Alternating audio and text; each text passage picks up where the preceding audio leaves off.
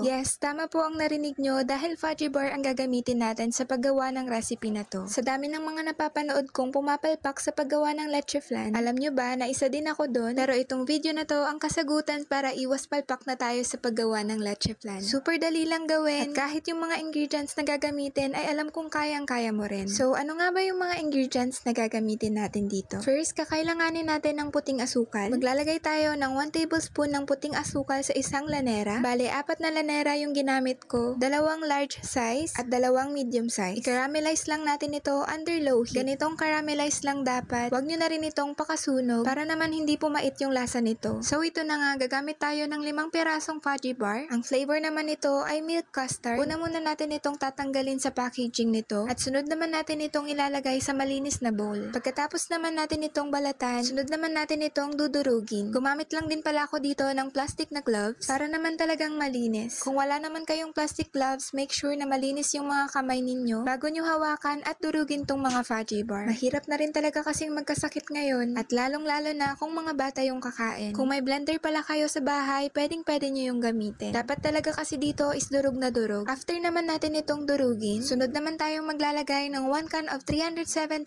ml 2-in-1 crema asada. Kung meron kayo ng isang brand, abay pwedeng-pwede rin naman yun. Gagamit din po tayo dito ng 2 pirasong large egg at para naman mawala yung lansa ng itlog, maglalagay lang din tayo ng kunting vanilla. Siguro mga 1 teaspoon din yung ginamit ko. Maglalagay lang din tayo dito ng kunting asin to balance the taste. And last but not the least, maglalagay lang din tayo dito ng kunting yellow food color. Optional lang naman po yung paglalagay ng food color. Naglagay lang talaga ako para naman gumanda yung kulay nitong recipe na to. Sunod naman natin pala itong hahaluin hanggang sa wala na kayong mapansin na buo-buong fudgy bar. Pagkatapos naman natin itong haluin, iset aside muna. At sa isang kaserola, maglalagay lang tayo ng 3 cups of water. At ito na ngayon gagamitin natin para iwas palpak tong gagawin nating fudgy bar flan. Gagamit tayo dito ng 1 sachet of 24 grams clear or unflavored gulaman. Ihalo lang natin ito sa nilagay nating tubig. At sunod naman natin itong hahaluin hanggang sa matunaw na yung gulaman. Pagka natunaw na nga yung gulaman, sunod naman natin itong ilalagay sa kalan. Antayin lang natin ito hanggang sa mag-start ng kumulo. At habang inaantay ngang mag-start kumulo, make sure na hinahalo natin ito at binabantayan. Pagka napansin nyo na nga nag-start na tong kumulo, sunod na rin natin ilalagay yung mixture nating fudgy bar. Nakalimutan ko palang sabihin na patayin nyo muna yung apoy once na mag-start ng kumulo at bago nyo ilagay yung mixture. At habang nilalagay natin yung mixture, tuloy-tuloy pa rin dapat sa paghahalo. Maglalagay din pala ulit tayo dito ng 1 can of 370 ml 2-in-1 crema asada. Halu-haluin lang natin ito hanggang sa kumulo na. At pagka kumulo na nga, isalin agad natin ito sa may caramelized na lanera. Ito namang nagawa nating mixture ay tamang-tama lang sa 2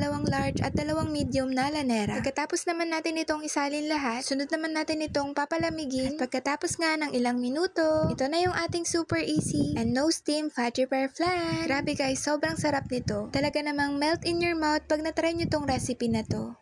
Hindi mo akalain na fudgy bar ang ginamit natin sa paggawa ng leche flan na to. Yes, tama po ang narinig nyo dahil fudgy bar ang gagamitin natin sa paggawa ng recipe na to. Sa dami ng mga napapanood kong pumapalpak sa paggawa ng leche flan, alam nyo ba na isa din ako doon? Pero itong video na to ang kasagutan para iwas palpak na tayo sa paggawa ng leche